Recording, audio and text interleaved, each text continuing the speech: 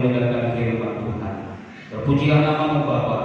Kami meminta doa ini hanya di dalam nama Anak-Mu yang tunggal, yaitu Yesus Kristus, Tuhan Juru Selamat kita sejiwa kami. Yang percaya katakan amin. Amin. Silakan duduk.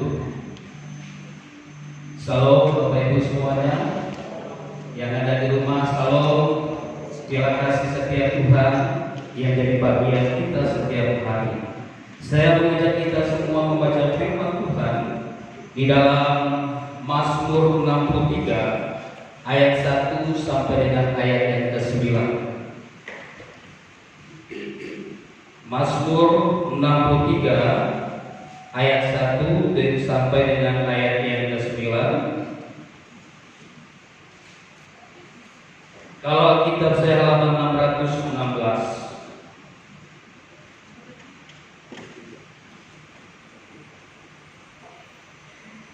Lembaga Kitab Indonesia memberikan tema kerinduan kepada Allah. Mazmur 63 ayat 1 dan sampai dengan ayat yang ke-9. Kita akan baca secara silih berganti. Saya membaca ayat yang ganjil, Bapak Ibu yang ada di tempat ini, bahkan yang ada di rumah, kita baca firman Tuhan ini secara silih berganti, membaca ayat yang genap. Saya akan mulai membaca kerinduan kepada Allah, Mazmur Daud ketika ia ada di padang gurun Yehuda.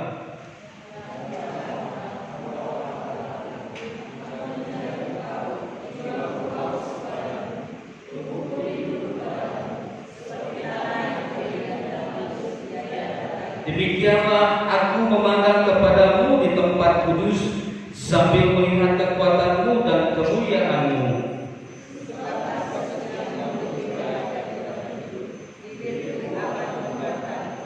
Demikianlah aku mau memuji Engkau seumur hidupku dan menaikkan tanganku demi nama-Mu.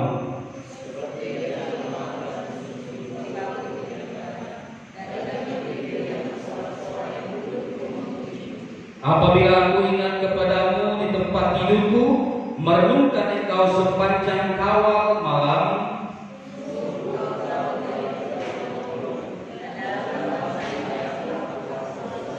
sama-sama 1, 3. Jiwaku melekat kepadamu, tangan kananmu menopang aku. Katakan amin. Bapak Ibu jemaat yang saya kasih dalam Tuhan Yesus Kristus, hari ini saya memberikan satu tema renungan kita, yakni tetap kuat di tengah badai COVID-19. Katakan amin. Kita mau tetap kuat dalam menghadapi pandemi yang saat ini sedang terjadi di negara kita Indonesia, bahkan di seluruh dunia. Saudara, sudah kurang lebih 2 bulan barangkali kalau tidak salah saya, kita bangsa Indonesia, bahkan kita yang ada di GKI Dusun Pontianak, tidak bisa beribadah seperti sedia kala, beramai-ramai di gereja, karena kita semua dibatasi dengan kondisi yang saat ini sedang terjadi. Kita mengalami berbagai kondisi yang tidak enak.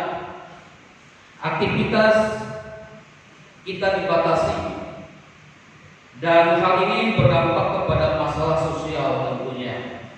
Ada banyak orang yang mengalami kekurangan makanan akibat pandemi yang sedang terjadi. Bahkan banyak orang yang PHK dan sebagainya. Itu bukan kesalahan perusahaan. Ini bukan kesalahan pemerintah, tapi ini akibat daripada virus atau bencana yang dialami oleh dunia, bahkan juga di Indonesia ini. Bapak Ibu jemaat yang saya kasih dalam Tuhan Yesus Kristus, masalah demi masalah bermunculan begitu multi kompleks. Sampai kapan hal ini akan berakhir? Inilah yang menjadi pokok doa kita semua umat Tuhan dari berbagai kalangan gereja, bahkan kalangan agama. Semua kita berseru kepada Tuhan agar Tuhan melewatkan pandemi yang sedang terjadi ini. Hidup kita tidak ubahnya seperti kondisi yang dialami oleh Daud, seperti firman Tuhan yang kita baca pada pagi hari ini. Hidup kita tidak ubahnya seperti hambanya Daud yang pada waktu itu dia melarikan diri dari Saul di padang gurun Yehuda. Bapak Ibu jemaat yang saya kasih dalam Tuhan Yesus, padang gurun Yehuda adalah lereng yang tandus dan tidak berpenghuni. Itu saya dapat bacakan dalam Hakim-Hakim pasal 1 ayat 16. Dan wilayah padang gurun ini kira-kira 16 sampai 24 km sebelah timur Bukit Zaitun dan membentang sekitar 80 km di sepanjang pesisir barat Laut Mati. Itulah padang gurun Yehuda, di mana Daud mengalami kondisi yang tidak enak ketika dia lari dari kejaran rivalnya, yaitu Raja Saul yang akan memusnahkan dia. Bahkan berkali-kali kita melihat Saul ingin menghabisi Daud, dan Daud sedang mengalami suasana padang gurun, dan kita juga sedang mengalami suasana yang hal yang sama. Kita mungkin tidak lari dari kejaran orang yang ingin menghabisi kita, tetapi saat ini kita sedang lari dari kejaran COVID-19 yang akan menghabisi nyawa kita. Nah, Bapak Ibu jemaat yang saya kasih dalam Tuhan Yesus Kristus, Tuhan sering memakai padang gurun sebagai tempat pengujian. Orang Israel diuji di padang gurun sebelum mereka masuk ke tanah Kanaan, tanah perjanjian yang Tuhan janjikan kepada bangsa Israel. Padang gurun menjadi tempat ujian bagi Daud dan tentaranya, bukan hanya di padang gurun Yehuda, tetapi juga di padang gurun Zin. Daud dan tentaranya diuji oleh Allah. Tuhan Yesus coba iblis juga di padang gurun. Jadi padang gurun ini arti secara rohani adalah kondisi di mana kita mengalami hal yang tidak enak. Dan saat ini juga umat Tuhan, kita semua sedang ada dalam suasana padang gurun dengan tanda kutip. Sebagai umat Tuhan, kita harus tetap kuat di tengah padang gurun COVID-19 ini. Amin. Nah, kita mau belajar bagaimana cara agar kita tetap kuat dan terus bertahan dalam menghadapi badai hidup ini berdasarkan firman Tuhan yang barusan kita baca dalam Mazmur 63 ayat 1 sampai 9. Inilah yang akan menjadi renungan kita pada pagi hari ini, baik kita yang ada di gereja bahkan Bapak Ibu yang ada di rumah yang sedang mengikuti ibadah live streaming pada pagi hari ini. Kita akan belajar ada 5 hal yang harus kita lihat bersama-sama. Kita belajar dari Raja Daud ketika dia mengalami badai hidup. Bahkan kita juga yang ada di tempat ini ketika kita mengalami badai yang COVID-19 yang sedang terjadi di dunia ini, bahkan di negara Indonesia. Yang pertama, kita belajar seperti yang dialami oleh Daud, solusi yang dipakai oleh Daud. Yang pertama, saya kembali membacakan buat kita pada ayat yang kedua. Di sana dikatakan, "Ya Allah, Engkaulah Allahku, aku mencari Engkau, jiwaku haus kepadamu, tubuhku rindu kepadamu seperti tanah yang kering dan tandus tiada air." Yang pertama yang dilakukan oleh Daud ketika dia mengalami suasana yang tidak enak, suasana yang menyakitkan, yang dia dikejar oleh Saul dan tentaranya, dia berkata dia mencari Tuhan. Yang pertama dia mencari Tuhan. Saudara yang saya kasih dalam Tuhan Yesus Kristus, ketika Daud mengalami badai hidup, mengalami kondisi yang pahit, kondisi yang sangat menyakitkan, dia tidak mencari siapa-siapa, dia tidak mencari orang pintar, dia tidak mencari orang hebat, dia tidak mencari dukun, dia tidak mencari tetangga, dia tidak mencari kerabatnya untuk menolong dia. Tetapi Daud tahu hanya satu penolong yang luar biasa, yaitu dia mencari Tuhan. Sama-sama katakan mencari Tuhan. Amin. Apa yang kita cari ketika kita mengalami kondisi yang tidak enak dalam hidup ini? Apakah kita mencari tetangga kita, mencari keluarga kita yang dengan kekuatannya, orang yang hebat? Saudara, ketika kita mencari manusia, manusia sama halnya seperti kita punya kelemahan. Tetapi Daud, dia mencari Tuhan, dikatakan, "Ya Allah, Engkaulah Allahku, aku mencari Engkau." Daud mencari Tuhan, bukan hanya sekedar mulutnya dia mencari Tuhan, tetapi Daud melibatkan seluruh hidupnya. Dikatakan jiwaku haus kepadamu. Dia melibatkan seluruh perasaannya, jiwanya untuk mencari Tuhan. Bukan hanya sekedar mulut doang yang ingin mencari Tuhan, tetapi dia melibatkan jiwanya, perasaannya. Bahkan apa dikatakan, tubuhku merindukan engkau, tubuhnya juga rindu kepada Tuhan. Artinya dia mencari Tuhan dari seluruh kehidupannya, tubuh, jiwa, rohnya dia mencari Tuhan. Ada banyak orang mencari Tuhan yang tubuhnya di gereja, mulutnya memuji Tuhan, tetapi jiwanya tak kemana. Perasaannya tidak ada di gereja, perasaannya memikirkan hal-hal yang di luar sana. Bahkan tubuhnya juga, ketika orang memuji Tuhan dengan tepuk tangan, dia tidak tepuk tangan. Karena mengapa? Dia tidak melibatkan tubuhnya. Tetapi Daud menjadi contoh buat kita pada pagi hari ini. Dikatakan, jiwaku haus kepadamu, tubuhku rindu kepadamu, seperti tanah yang kering dan tandus.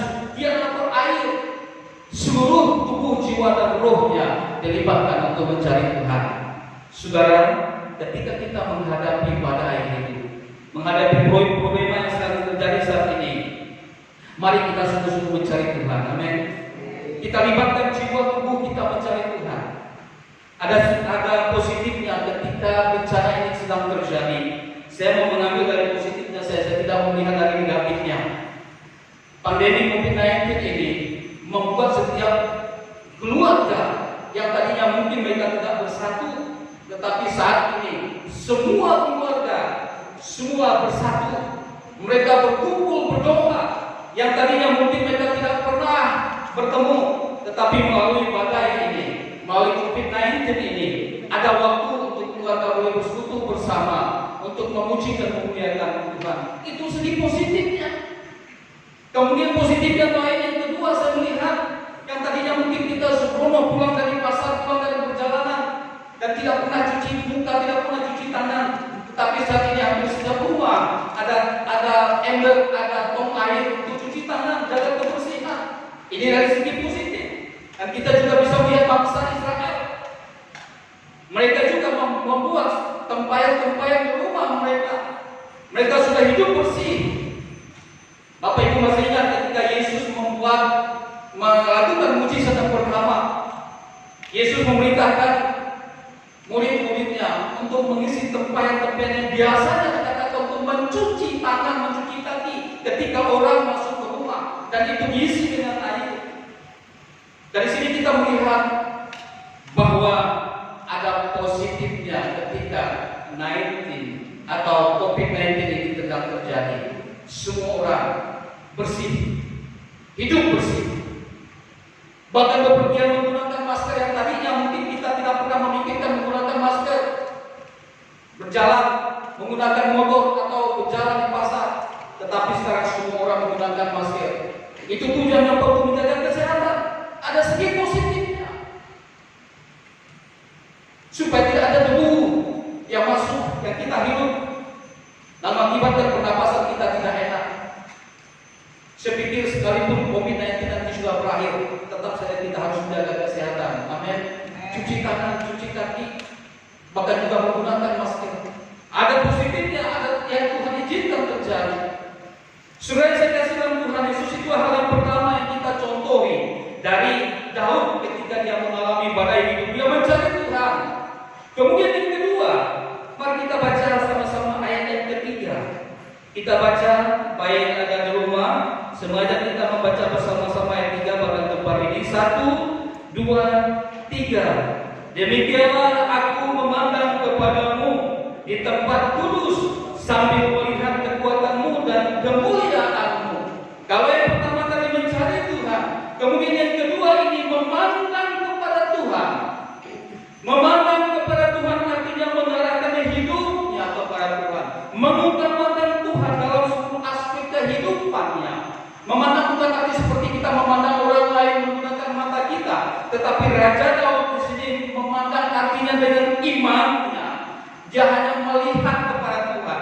Dia tidak memandang kondisi yang dia alami, kondisi padang gurun yang sangat menyakitkan, tetapi dia memandang kepada Tuhan.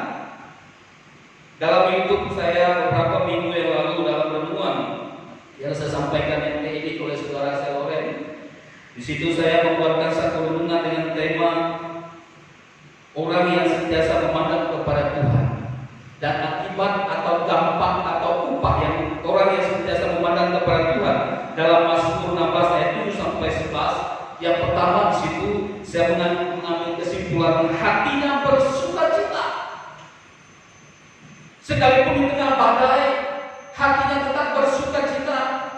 Kemudian yang kedua, orang yang tetap memandang kepada Tuhan, jiwanya bersorak-sorai. Masih juga melibatkan jiwanya, tetap bersorak-sorai.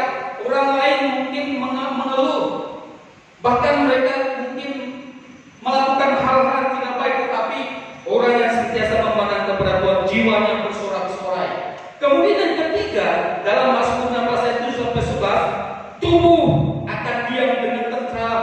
Artinya tubuh kita, fisik kita diberikan kesehatan jika kita tetap memandang kepada Tuhan. Amin. Siapa yang tidak merindukan agar tubuh tetap sehat? Oleh sebab itu, Bapak Ibu yang saya kasih dalam Tuhan Yesus, Daud ketika mengalami badai hidup dalam kehidupannya, kondisi padang gurun, dia tetap memandang kepada Tuhan. Dia tidak memandang masalah yang dia hadapi. Dia tidak fokus kepada masalah yang sedang terjadi, tetapi dia memandang kepada Tuhan dalam setiap problema yang dia alami. Bapak Ibu jemaat Tuhan, baik ada di rumah, mari kita terus memandang kepada Tuhan. Ketika kita mengalami pandemi COVID-19 ini, jangan dilihat masalah yang sedang terjadi, mari kita memandang kepada Tuhan. Apa yang dipandang oleh Daud sini? Yang pertama kita katakan kekuatanmu. Dia memandang kepada kekuatan Allah sambil melihat kekuatanmu. Kemudian yang kedua apa? Dan memuliakanmu.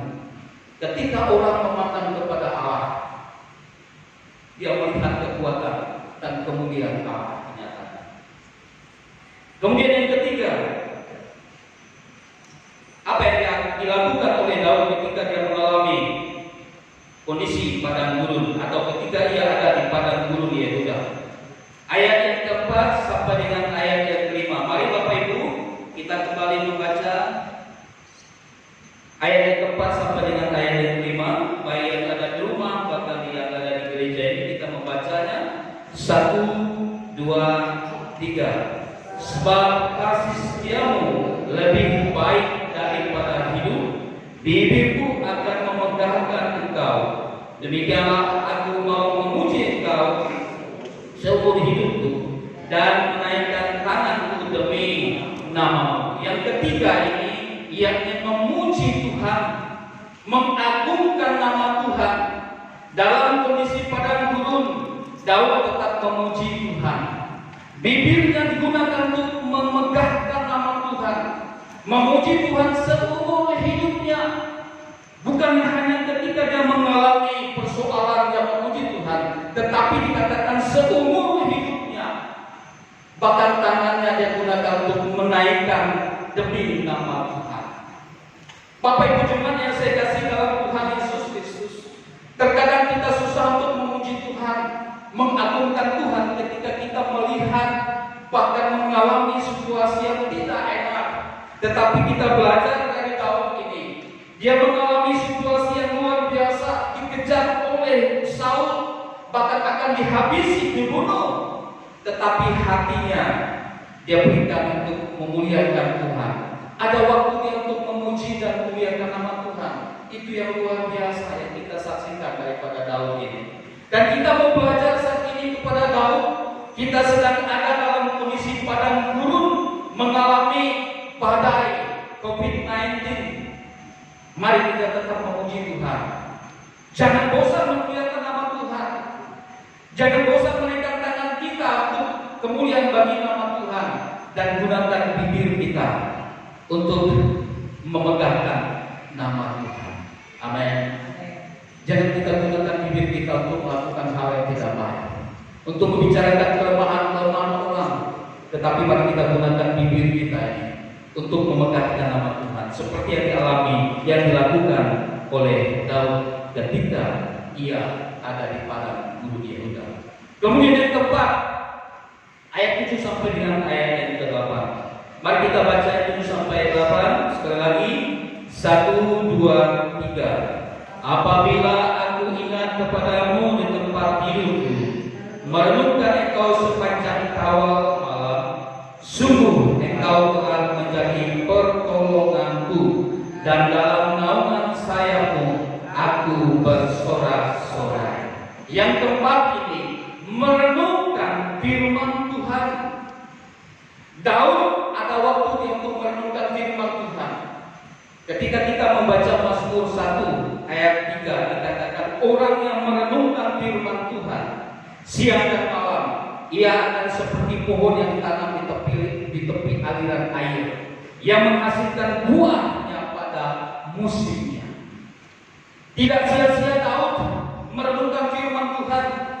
Ketika dia membaca firman Tuhan, ada kekuatan baru yang Tuhan berikan kepada Daud, sehingga dia bisa mengalami kondisi yang tidak enak, kepahitan dalam kehidupannya. Karena mengapa? Karena dia tahu bahwa Tuhanlah yang menjadi penolongnya. Dan Daud tahu juga bahwa Daud bernaung di bawah sayapnya, sehingga dia bisa bersorak-sorai untuk memuji dan memuliakan Tuhan. Kemudian yang terakhir, mari kita baca ayat yang ke-9. Kita baca bersama-sama ayat yang ke-9 ini sebagai renungan yang terakhir buat kita pada pagi hari ini. 1, 2, 3. Jiwaku melekat kepadamu, tangan-kananmu menopang aku. Yang terakhir ini, hati dan jiwa tetap melekat kepada Tuhan. Kondisi apapun yang kita alami, janganlah membuat hati dan jiwa kita menjauh daripada Tuhan.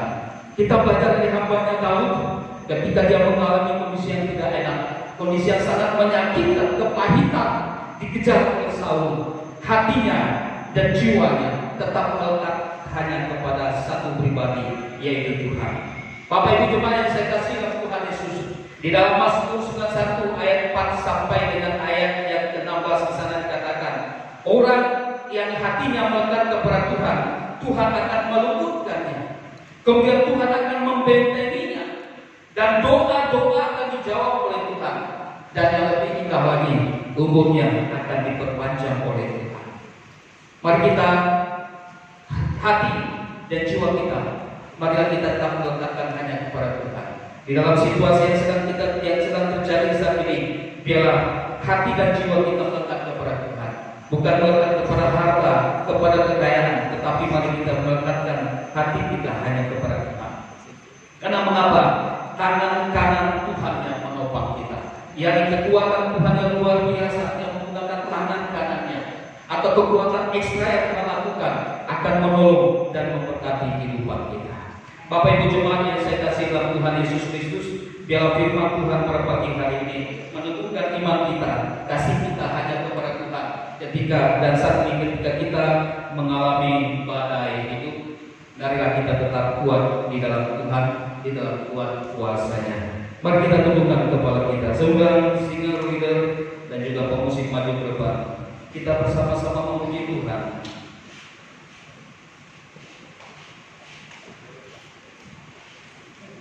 Musim akan selalu berganti, dan kita merenungkan firman Tuhan ini bersama-sama.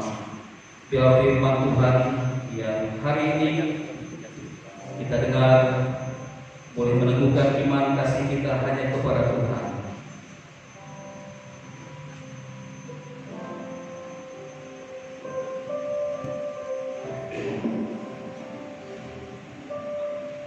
Dengan kita berdoa, sunnah kita semua yang di tempat ini kita berdiri. Bapak Ibu yang ada di rumah,